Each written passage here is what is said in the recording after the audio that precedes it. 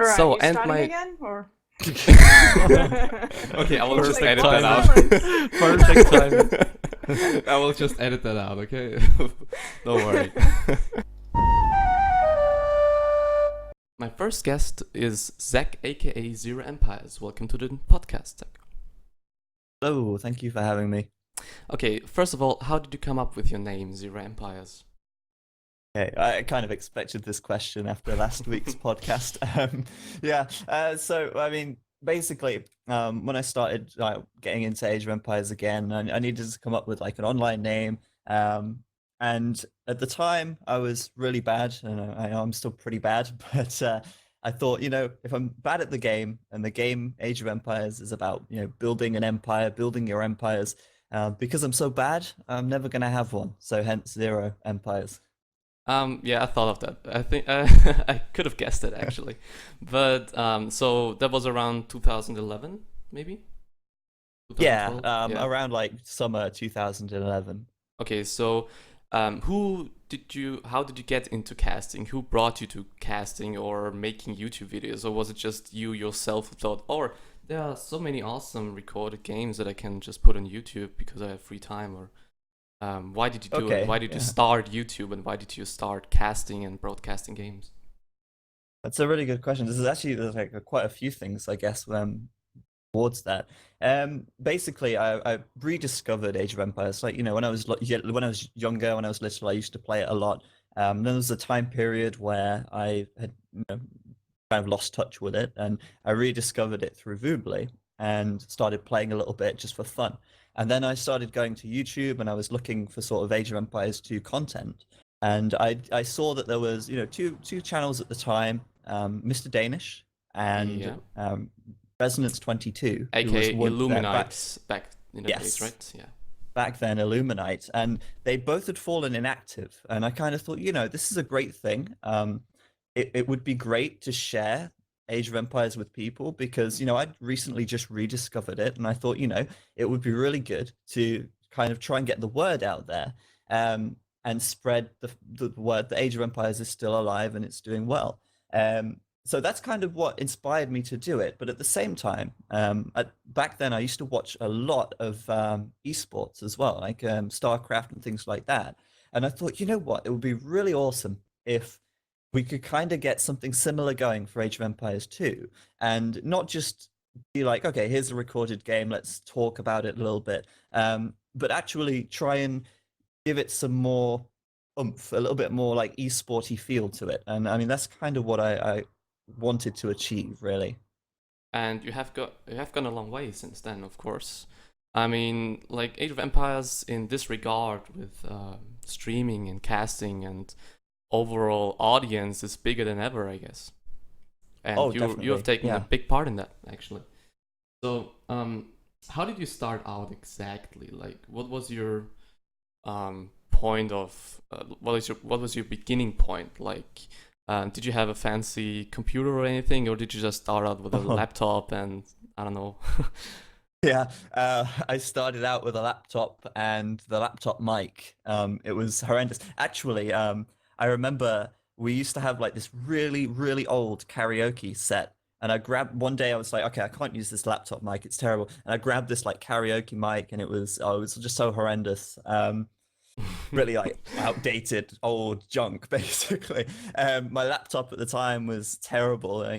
Nothing of any real power in that laptop. So it used to take me a long time to render the videos and then upload them. Talking about half a day to get a video up. But yeah, I mean, it started out as something to do for fun, and just see where it went, really. I know, like back then, everything, it was just like looking back, it's so cringe and it's horrible.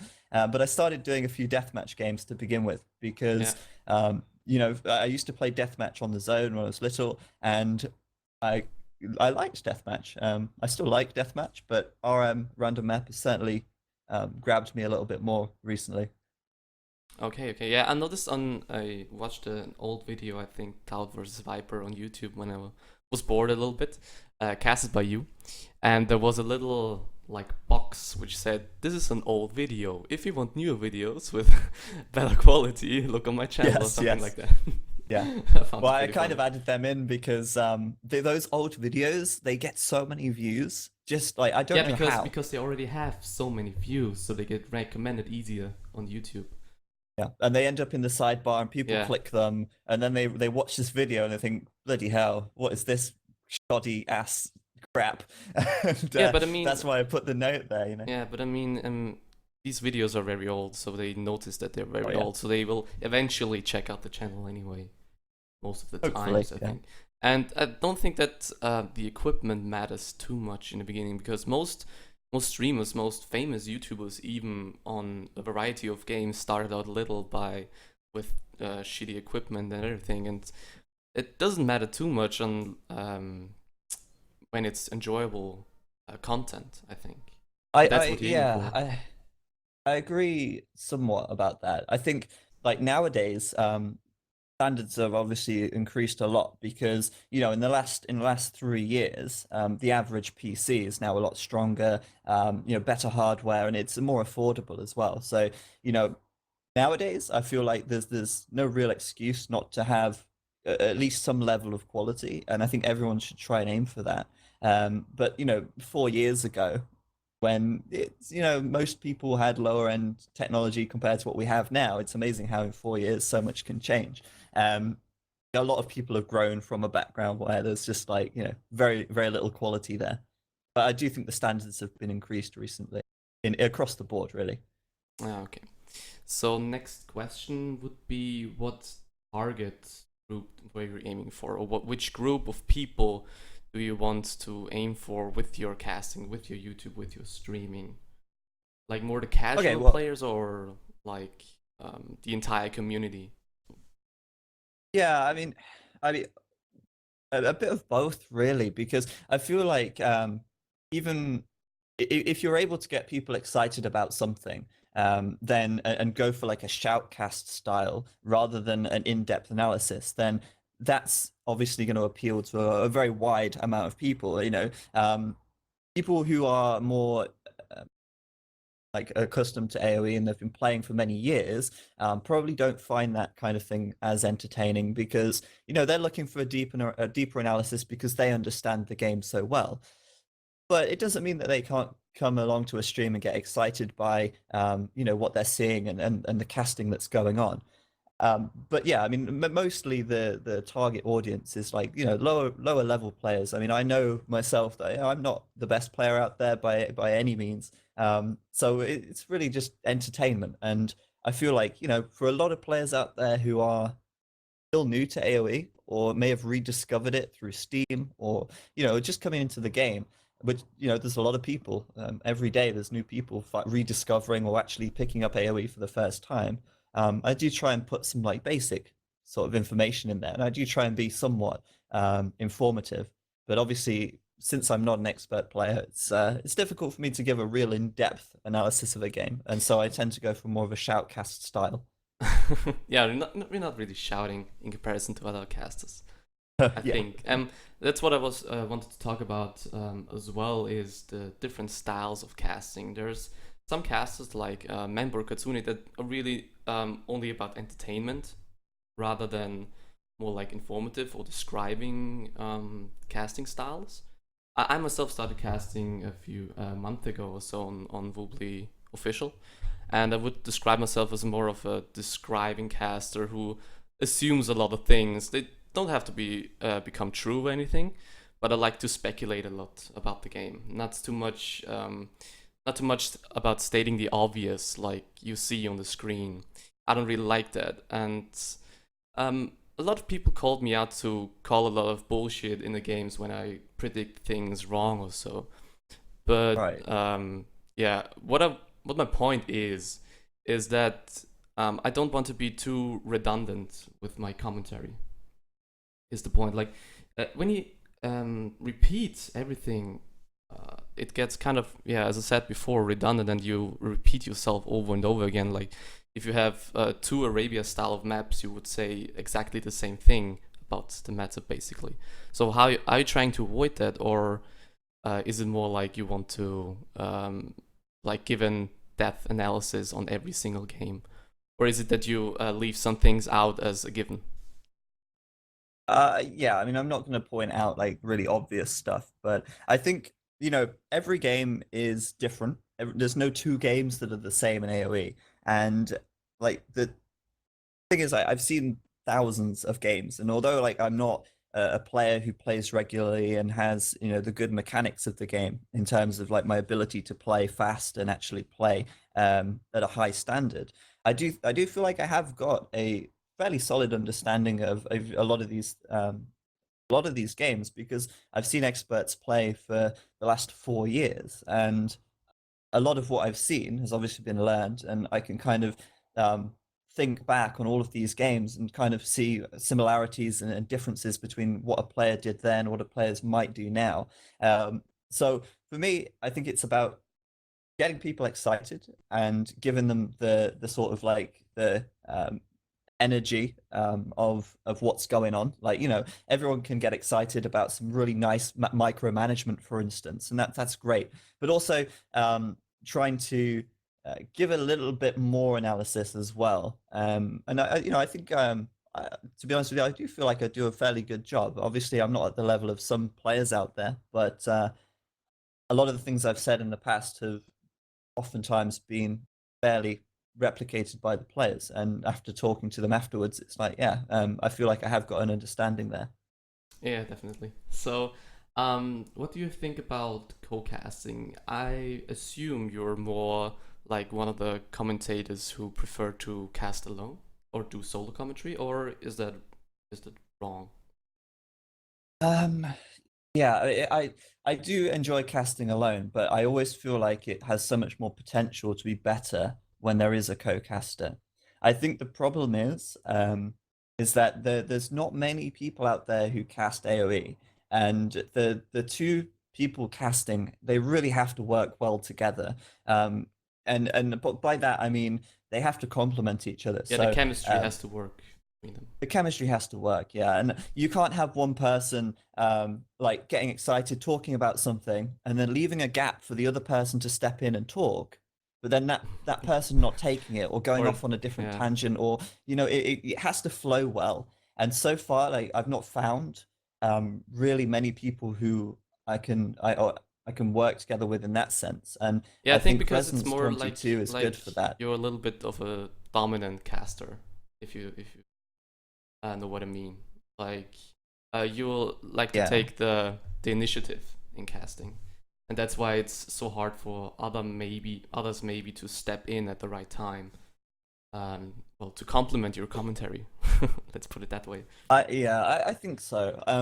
But I do think that like myself and Rez, I think we can work really well together, and I believe that the games that we'll cast in the Empire Collective Cup should hopefully do that. And that this is the thing, you can't put two people together and expect it to just work as well. I think both people casting together, they have to get to know each other, and they have to be able to do it quite a few times before they're going to get that chemistry there. And when I've worked with Barbecue Turkman in the past, I think we were good with that, but he's become a lot more inactive, and so since then I've kind of just sort of been doing it on my own. Yeah, real life, the biggest enemy of AOC, basically. Yeah, basically. Okay, so you talk in your stream. You talked about today. You talked about you want to get some experts in to give a on your casting or casting with you to give a little bit about an insight on the game. So, what are your plans for that? For experts co-casting? Okay. Well, like I say, it still has to work. It's all well and good having someone doing shoutcasting, but the expert still needs to be able to step in at the right time. I've spoken to a few people, and they've all been fairly interested, like Spartan, sorry, and MBL. And Eighth Wonder today seemed like, yeah, he'd be up for it. I don't know if it's necessarily going to work out the best. I do think having an expert opinion is awesome because they can give so much more insight. But if you look at other esports and you look at other games that are being casted to these big audiences, and CS:GO is something I watch a lot, you often have like two shoutcasters who are going to cast the game, give it all the excitement, give a play-by-play, and they do a great job of that and entertaining the casual viewer, which most people are. And then afterwards, after the game is over, they have an analysis desk, and you've got people with a bit more experience who will drill down into the games that we've just seen and then give more of an insight. And I feel like that setup could work really well for AoE because there's often a bit of downtime between games or between sets. And to have an expert talk more loosely and not have to be put into a casting situation might actually get better results, I think. Oh yeah, I like the idea very much. Okay, now I think we're coming to an end here for this part. Thank you very much, Zach, for contributing to this podcast, and maybe we'll No see you problem. another time. Yeah, maybe. I mean, I think I'm one of the more opinionated people out there. I generally have an opinion on something. Whether or not it's the right or wrong thing, I don't know. But yeah, thank you very much for having me. Okay, I will leave the links and to Zero Empires' channel, Twitch channel, and everything else to his ongoing tournament, the Empire Collective Cup, in the description. And thank you very much. So my two other guests are Nosensical91, aka Helene, and Nelson, aka Masmorra. Welcome to the podcast. Thank you. So Nonsensical, how did you get started, first of all, and when did you join the Ruby community, first of all, and when did you get started with casting, or how did you get into it? Well, I guess you could say that I really got started watching Nun89's Twitch stream, and it just kind of went from there. And he invited me to get playing on Drupally after I'd watched a couple of times. I was like, well, the game looks fun. I remember it from when I was a child, so I went and signed up for a Drupally account. But obviously, I was a big noob, but I liked the idea of streaming, and I enjoyed watching games a lot. And he did some casting around that time. I thought it was a lot of fun. It seemed like something that I'd enjoy doing, so I started setting up my own stream about, would have been a month after I started playing, or somewhere around there, and started just streaming myself casting my games because I didn't feel like anyone would be interested in watching me play because I was that bad at the game at the time. Yeah, that sounds about right, Yeah, like so how I got basically, started. Yeah. basically like everybody else, just rediscovering the game somehow and getting into it again and just enjoying doing it, I guess, and getting the idea of casting. So, Nelson, how did you get into it, basically? How did you into the discover? game? Into the game and into casting, especially. So, how did you come up with the idea of casting yourself? Or So casting I'm games by obviously yourself? a little bit older than you guys, so I was still here around when the zone closed or when it was about to close. I don't know how many years ago. I wasn't really a very active player.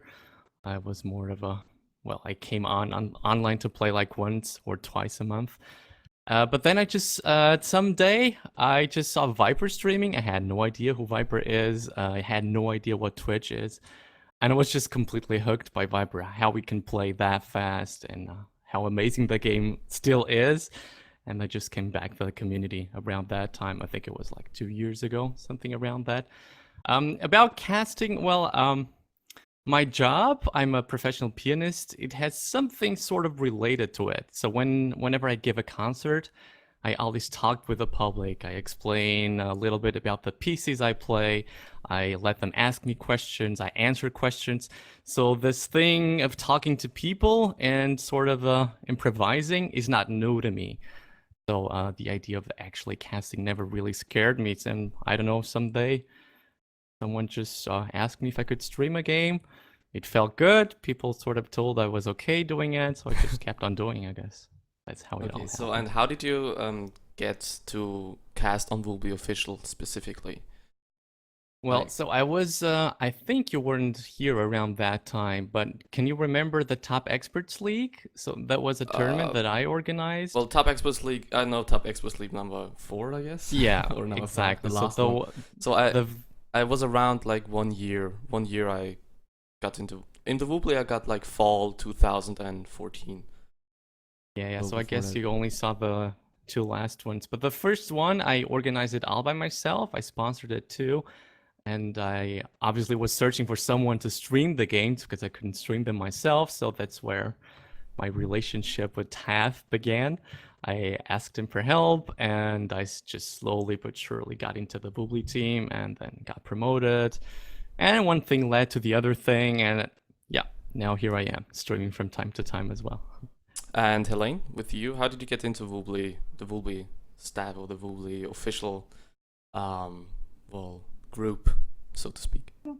Yeah, well, I'd been streaming for a few months by then, and I'm sure you guys know Jeanette, who's in the same clan. I And think he I heard just, of him. Yeah. Yeah, yeah, this yeah, is the I think Jedi you've heard guy, of him right? too. The Yeah, Jedi G. right? Jedi G. Yeah, Mr. yeah, G. Jeanette, and he said he'd been watching some of my casts and he said it was pretty good. He invited me to maybe go co-cast with Katsuni for some of the tournament games, and so I just joined Katsuni a few times. And then later on, he suggested that maybe I could actually start streaming for Voobly and join the Voobly team. So I was overseas when he said that this would be a good idea. So I joined the Voobly team pretty much as soon as I got home. That would have been 2014, early 2014. So that's how I joined the Voobly team. Oh, nice, nice. So let's get into the casting specifically. Do you actually prefer casting by yourself or with a co-caster or an expert rather? First, Helene, I guess.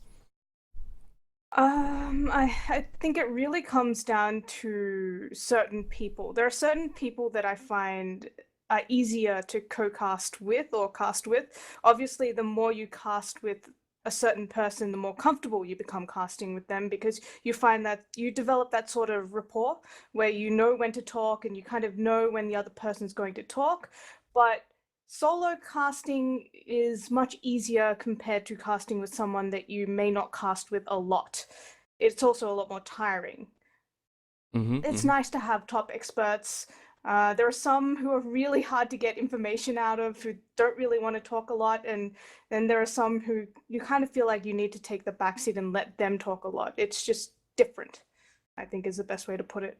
Yeah, it's very different. And Nelson, how about you? You always seem like you're very comfortable speaking yourself when streaming or when casting, rather. Well, I pretty much agree with every single thing that Helene just said. So for me, it's I personally prefer to stream alone, just because then I know if something goes wrong, it's all my fault. I can take it up all on me. If the stream goes bad, it's my fault. And I just like to be in control of things. I just like to know exactly what's going to happen the next second when it comes to the casting. So if I can decide, I usually prefer to cast alone. But of course, I'm not able to provide the information that someone like with a 2K rating will be able to provide, right? So I think for the public, they sort of prefer that I have someone with me, someone that can give more insight into the game, someone that can explain them actually what is really happening, while I'm more sort of I only describe things, I would say. But something I sort of miss when I'm co-casting with someone, especially someone I'm not familiar with, like Helene just said, is that sometimes it sort of breaks me. So I have a certain style of casting. I like to talk fast. I like to keep things busy.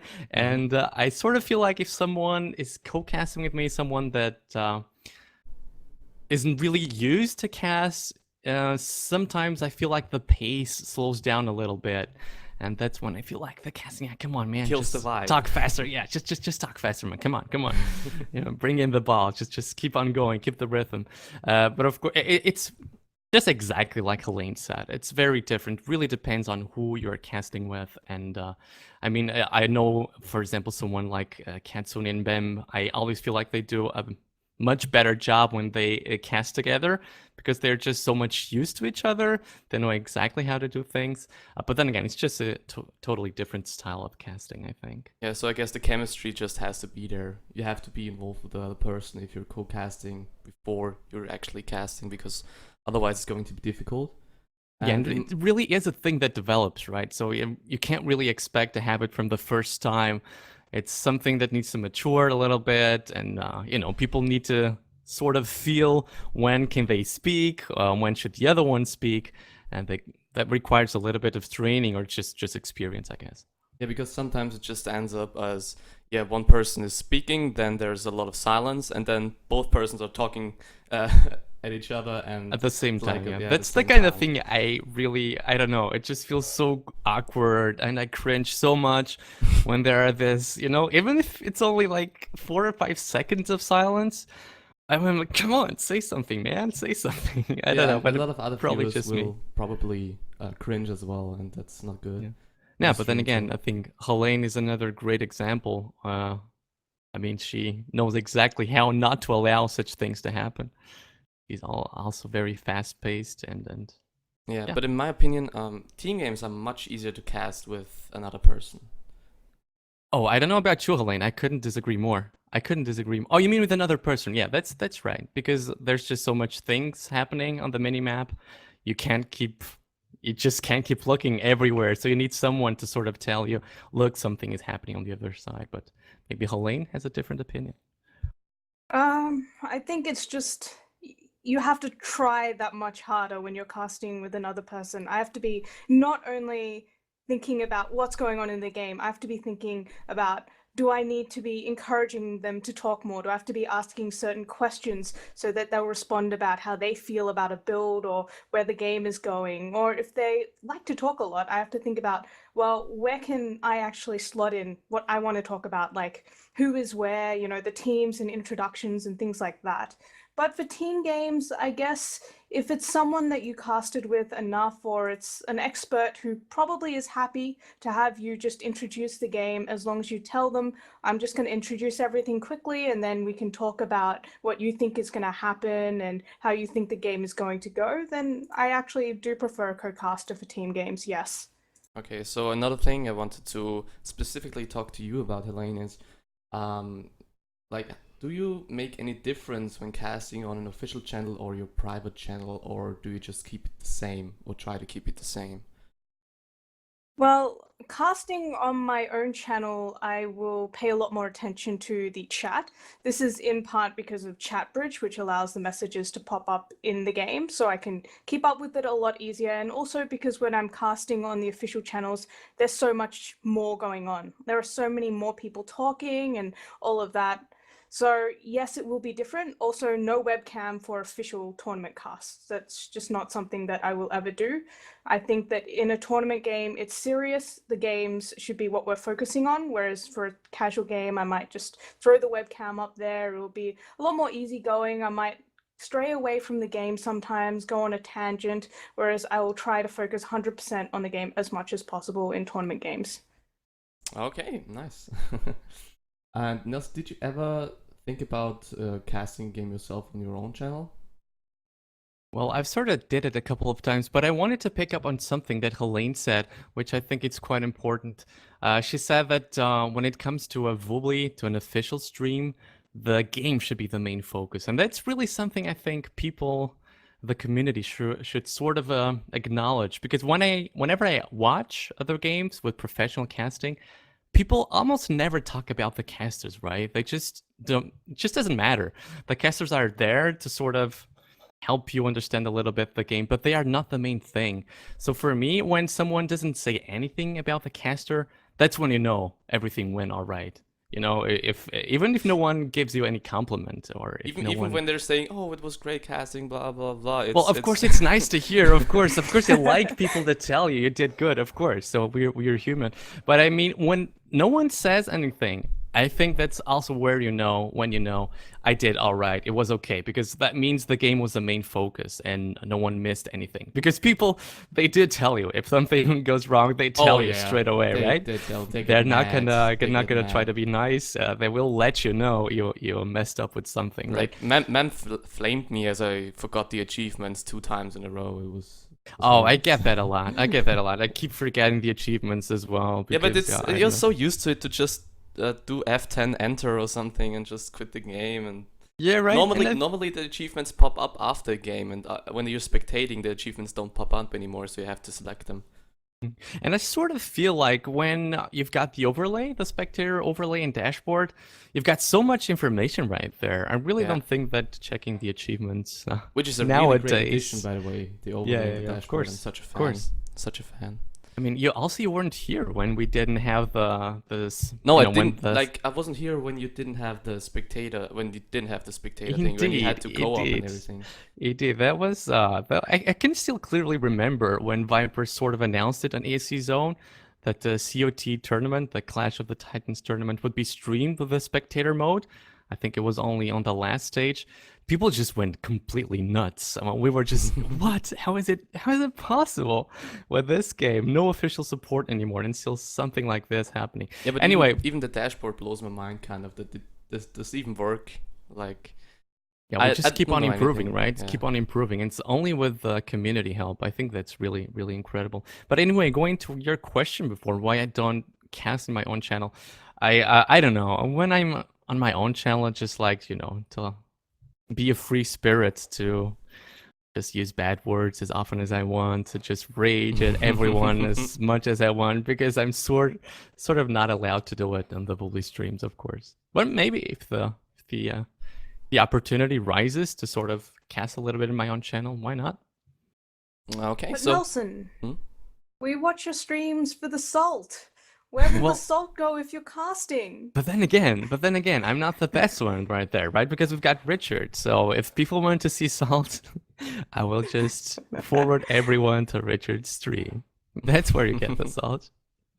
Okay, so the last thing I wanted to talk about is the different styles of casting. So you touched it a little bit before. It was like there's more of the more entertaining casters who talking like fun stuff so to speak, and then there are the others who just focusing on the game, like kind of stating the obvious. No offense there. And just keep on talking and talking and talking. And then there are the others who kind of presume a lot of things. So I think, Nelson, you are more like the one who is describing a lot. Yeah, the one who states the obvious. You can say it, man. You Okay. can say it. That's what I do best. I state the obvious. No, but I completely agree with you. I think there are very different styles of casting, and that's good. I mean, we've got a big streaming team by now. We've got people coming in every time, and they all have their own style. And what I feel like is every time I watch someone casting that has a different style to mine, I can hear people in the chat saying, oh, this guy is amazing. This guy is an amazing caster. And then someone completely different comes in again, and people go, oh, this is an amazing caster too. So that's something I really like about our channel, that you've just got many different styles of casting, and there is sort of an audience for each style of casting, right? Because every time I see a new streamer, there's all these people saying he's good. And I think that's all right. But just as you said, yeah, I just like this fast-paced thing. So my idol, or the guy I try to look up to, is Comet. I don't know if you still remember him. No, I wasn't around at that. Yeah, so Comet Nant, he was, in my opinion, the best caster we've ever had in the team. Unfortunately, he's not active anymore. But just this, this fast-paced casting where he just keeps talking, and then those passionate outbursts when something amazing happens, that's something I can still clearly remember, especially on that Top Experts League where he did most of the casting. That's something that really stayed in my mind. And so that's the sort of style I look up to. That's sort of a want to be like, Well, if you watch some other casting of esports, like especially StarCraft, to compare to another RTS game, it's pretty much like that. They just talk about the game, talk about what's going on, just keeping the crowd entertained. It's like watching a football game with a commentator. Like, a commentator can't give you too much insight about the really professional football. He's just there to kind of entertain, to give some depth to the game. Well, I completely agree with you, but you still gotta think those guys, they're usually in an arena with like 10,000 people behind them, or maybe a little bit less. But when you're in that situation, it's just so hard not to be excited, right? So that's why they all sound excited the whole time. They had people behind them screaming when something amazing happens. I just think they're really in an easier spot, in my opinion, compared to us. Yeah, but for me, myself, it's pretty hard to really go out that much, to really get that excited, because I'm a little bit hesitating when it comes to that. I don't know about you, Helene, but you don't really get too excited when casting, do you? Like, outgoing, really screaming.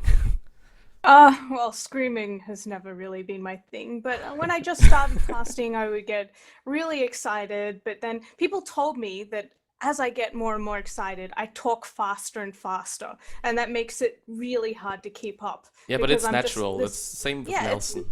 it's natural. So I'm trying to tone it down a bit. So sure, maybe I sound a little less excited, but I also don't want to just be sitting there and going, "This is just bloody amazing," while there's stuff going on that I can describe. You know, I Yeah. can leave the fanboying or fangirling until later, afterwards. I can feel the burns in my skin from Helene right now. I can feel No, them. no, it's She's not just personal. shooting at me. Just no, I'm joking. All Shots good. All fired. good. Shots fired. No, Okay, it's just yeah. for me. You know. I guess we're coming to an end then, for this part. So to come to an end, I just wanted to ask you, Masmorra, what is that for a nickname? Like, Oh man. Okay, so I think the first time I had this nickname was on those old chat rooms, IRC. You remember IRC? Those were no. like the first chat rooms even before ICQ and MSN When Messenger. was that? Like, I was born in Well, 1994. ages ago. I think I was 10 or 12 years old. That's the first time I've got internet in my computer. Which so year like, was that? you know, like 20 years ago, I would say. Sort of 20 years ago. I'm I 20 think. years old. Well, there you go. You weren't even born. Just imagine that. Anyway, so I don't know. People at that time, they thought it looked cool to have like capital and small letters in their nickname. It just looked cool at that time. And I don't know. There was just a book with this name, Masmorra, and something else after it, which I don't even remember. And I don't know. I just what took was it. that That's book all. about?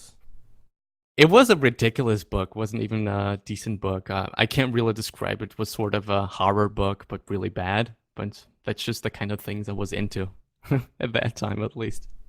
And nonsensical makes no sense to me, the name.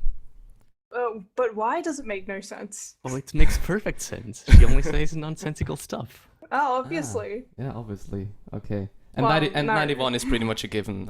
We all know. Yeah, 91 was only because Nonsensical was taken on Twitch, basically. Okay, all right. Yeah. Well, thank you very much for coming to this podcast. Thank you. It was fun. And we might see you again. Have a good day. Okay. See you, man. Thanks. Thanks.